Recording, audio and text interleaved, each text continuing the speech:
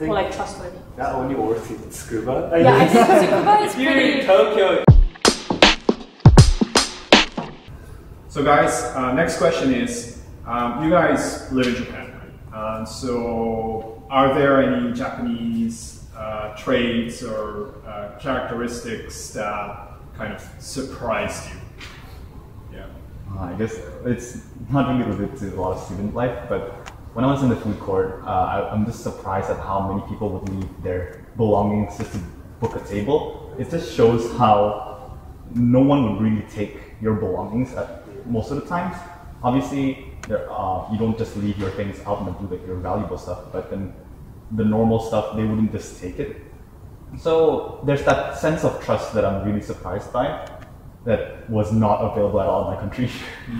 So yeah, I get to appreciate that aspect of Japanese life. Right. Yeah, that one's pretty like interesting because when I first came, I remember like when I was riding my bicycle, like going places with my friends, like who have been in Japan like for a while, like at the university already. They would like when we went to like a shop or even to like IAS, they would just leave stuff in the basket and just go in.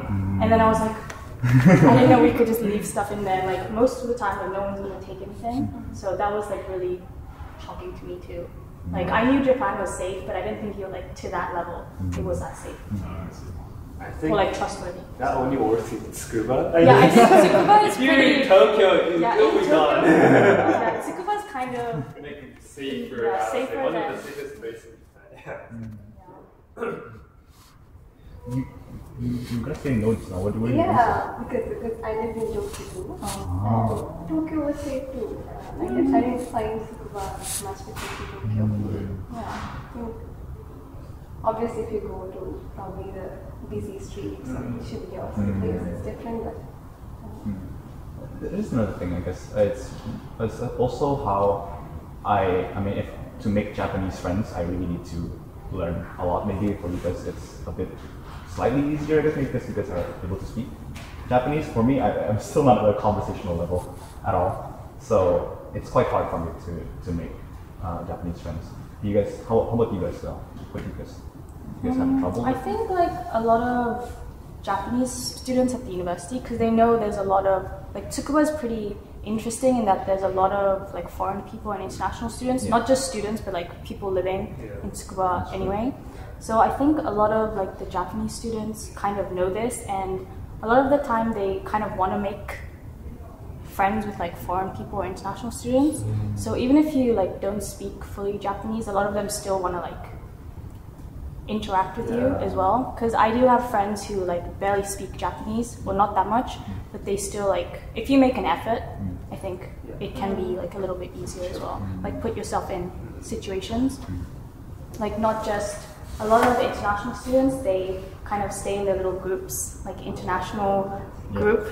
So that way you're not really gonna be interacting with Japanese people that much, or like experience the culture in like a more, I don't know, natural or like intense way, right? So if you like put yourself in those situations, I think it's a lot easier to actually meet people and like make those connections more. And then you can also like improve your Japanese as well at the same time. I guess so. I think there's a lot of like small cultural things in Japan. I guess it's like one thing is that how with eye contact, I guess I'm not quite sure if this is applicable to all the Japanese people, but then I guess I've heard that you're not supposed to really look at them in the eye when you're talking because it comes off as rude or and that's something that I'm still not used to, I guess. I don't know where to look exactly if I'm talking to them, and it just makes it awkward sometimes, I guess. But a lot of the other small things that I'm scared of unintentionally being rude, but at the same time it's interesting to know that they find certain things, how do you say, it's like it's just incorporated in your daily life that you don't really see it, I guess. Another thing that surprises me is the customer etiquette and how highly they think of their customers in shops or supermarkets. they're so determined to give the customers the best quality rooms. So that is really surprising to me in this day. Even if you buy the tiniest, even if you buy an eraser, or you buy the luxury card, still the customer service remains the same. So that's really surprising.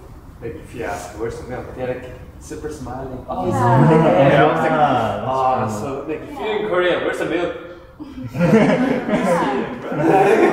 You're like, bro, you're stupid, but they're very nice. Even though it's kind of stupid question, like that shows the customer service in Japan. One other thing that's like not exactly a positive, but I remember when I first came to Tsukuba, I was staying like with my uncle in Chiba, so I had to come over here with like all my bags, like suitcases, like after I did the quarantine. And I remember I got on the train by myself with like really big suitcases. And in the UK, like people will help you a lot, like take the bag onto your suitcase because had these like huge bags and I was struggling a lot. But in Japan, they just kind of like leave you be and like let you do it, even though you're struggling a lot. They don't help you. So like customer service is really good. Like if you're in a shop or like somewhere where there's employees, but like out and about, it's not all the time that they'll like help you a lot. Like that kind of those mannerisms. One thing that I noticed is this: a lot of the students here are very fashionable. It's like I've never seen. I guess maybe it's because I've only been here for like the autumn season and winter season, but everyone is just has a good fashion sense in a way where I don't really see anyone with like shorts and slippers, whatnot, just to go to class. Wait till the summer. You'll see all the like Tyson sports people. I see. All of them are just shorts and slippers. They always wear the same thing. Yeah, exactly. Wait till the summer. Okay, maybe. Okay, guys, I'm going to talk about your living environment. So, can you tell us about your current living situation? Oh, so my apartment is quite cheap. It's like 35K per month. That's the rent fee, and then electricity is because of the war is getting expensive, but still like it's under 40K per month. So it's very cheap compared to like Tokyo or other like huge cities.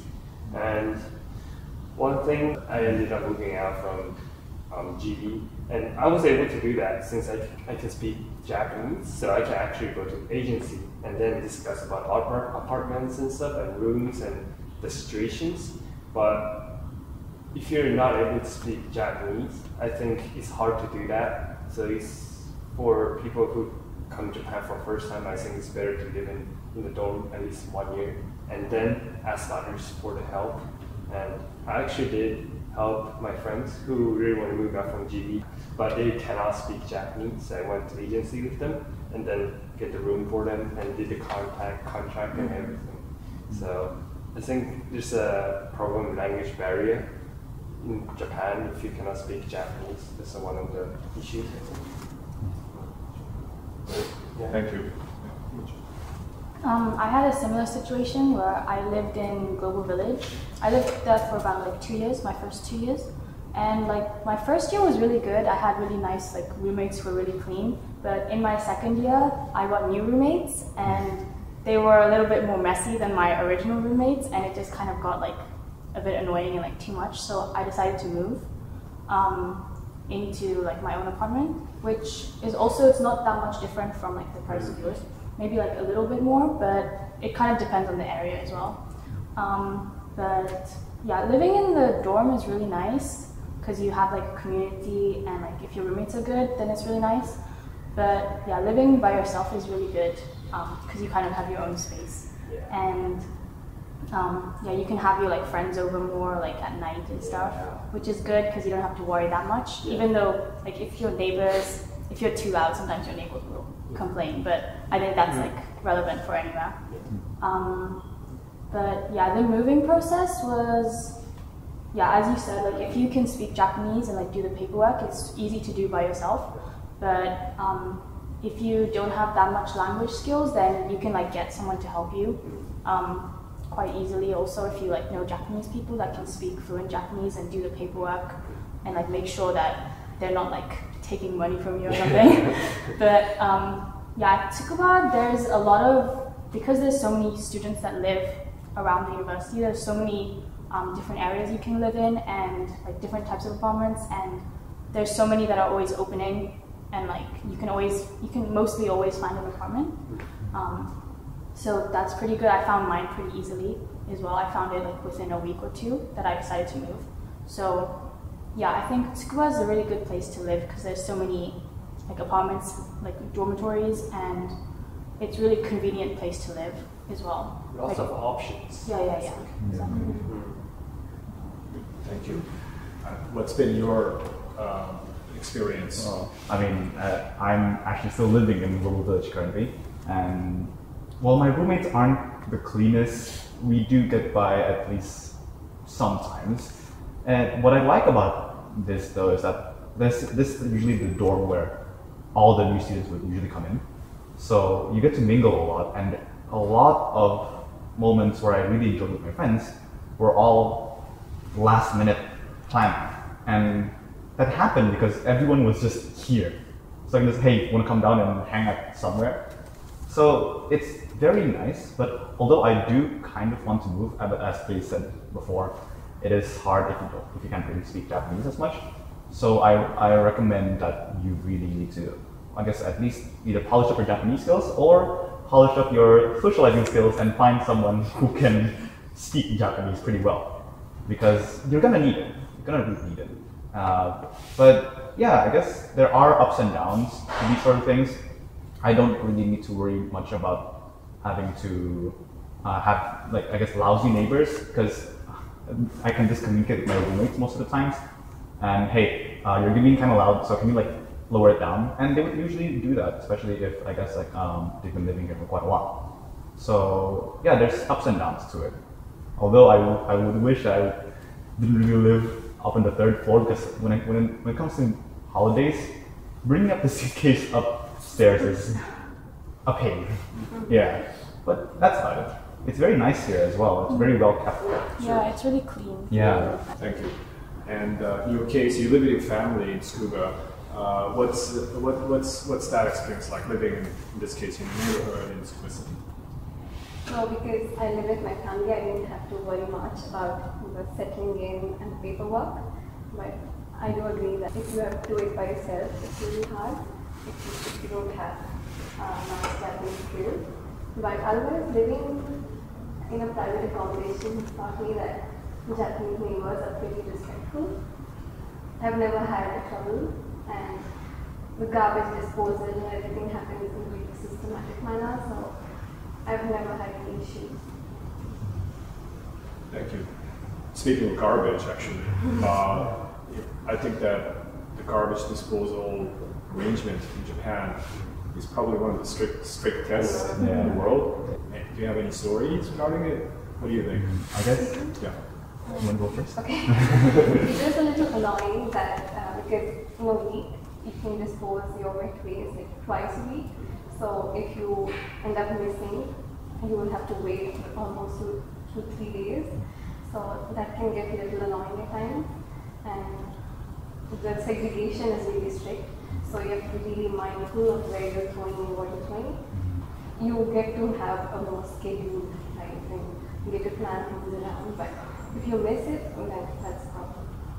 I guess with the whole segregation thing, it feels nice for me in a way, because I don't feel guilty having to use up plastic, because I know that something will be done about it.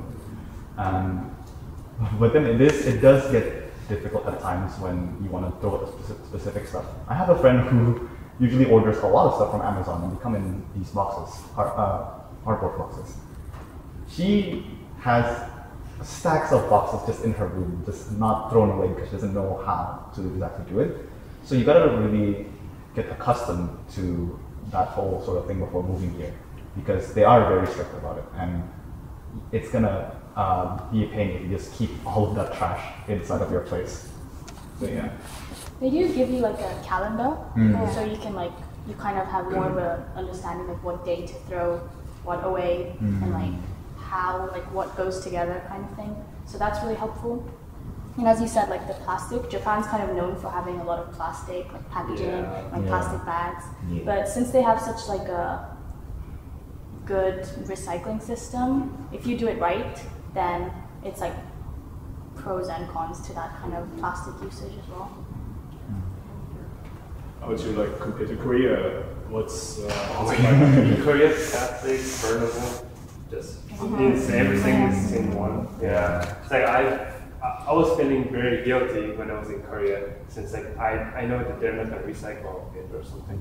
And also like even sometimes they do like separate them, but mostly people don't follow the rules. Yeah, and like in Japan, it's kind of lazy to like segregate the stuff.